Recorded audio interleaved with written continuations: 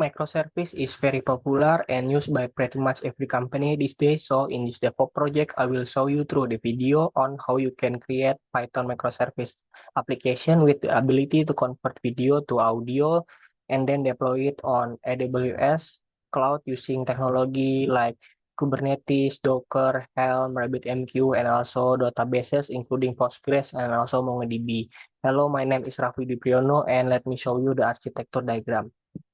This is the architecture diagram. In this application, we have four different microservices. The first is authentication service, and then gateway service, and then notification service, and also converter service. In this application, we also use Helm chart to deploy RabbitMQ, MongoDB, and also Postgres.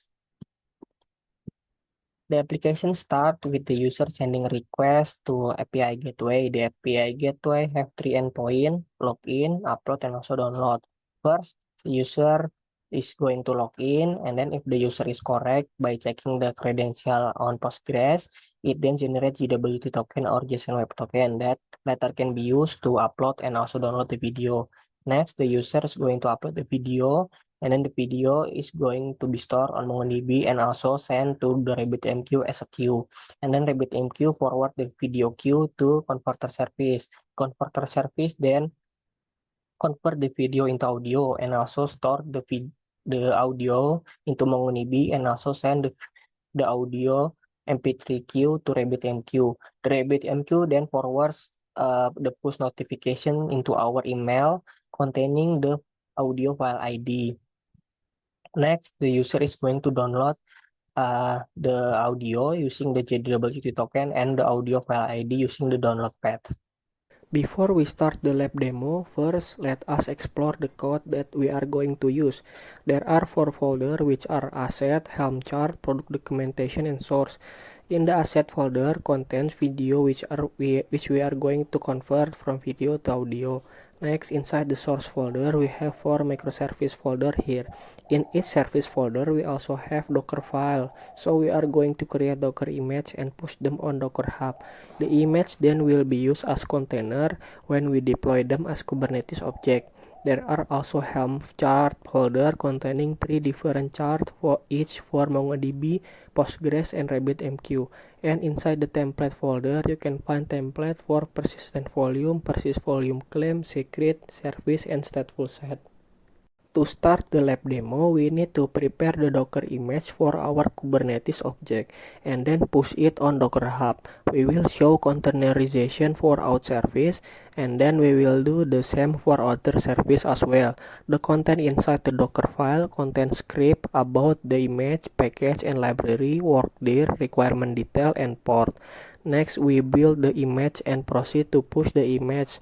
In the Docker Hub, click on Create Repository and follow the instruction on how to push the image.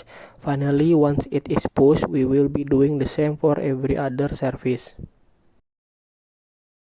Next step, let's go and create our Kubernetes cluster. Click on AWS Elastic Kubernetes Service and pay attention to configure cluster role and node role. Explicitly attach specific policy to role to allow the operation needed for the project inside the cluster. Once the cluster is ready, we are going to create a node group. One node group of T3 medium is enough for this application. Next, we need to configure our security group inbound rules.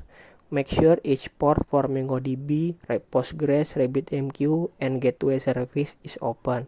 After the node is created, we connect our cluster with our CLI terminal. Everything is ready now. Let's go and try to deploy our application. First, start by MongoDB using Helm chart. Go inside the MongoDB folder which has the chart in it and run Helm install command. Helm chart is a package manager for Kubernetes. Once deployed, we should have everything created like pod, PV, PVC, service, secret, and stateful set. Check with kubectl, get all, and then connect using mongoose command. Next, repeat the same process and deploy Postgres. Once it is created, we are going to connect and also initialize the database by running queries in init.sql file. copy and paste to the queries. To see if the Postgres ready, let's check by connect using psql command. Next, repeat the same process and deploy RabbitMQ. Later, log in to RabbitMQ UI, and then we are going to create queues. Create two queues, one for MP3 and one for video. Next, let's deploy our microservice individually. First, the authentication service. Inside the auth service folder, you can see we have several Kubernetes manifest files responsible for creating config map, deployment, secret, and service. Let's go and apply all these manifest files using kubectl apply command. Check with kubectl get all. Repeat the process and deploy the rest of the service, which are converter, gateway, and notification. One of the benefits of using microservice is the flexibility. In short, you can individually scale up, scale down, and if there any problem, you just need to configure that particular thing rather than configuring the exact application. Our application is ready. Let's go ahead and test if our application is working. First, test the authentication service by testing the login endpoint using our email password that is stored in the Postgres database. If my username and password is correct, we should get a JWT token. Next, test the upload endpoint by going inside the folder containing our video. The video we are going to convert is this. If the upload has been done, we should get a success message, and shortly we will receive an email containing the audio file ID for our newly created audio file. Finally, test the download endpoint. To download the audio file, we need to input the audio file ID and JWT token into the curl command. Once it is downloaded, we should be able to see an audio file being created in our asset folder. So let me show you the validation. This is the video.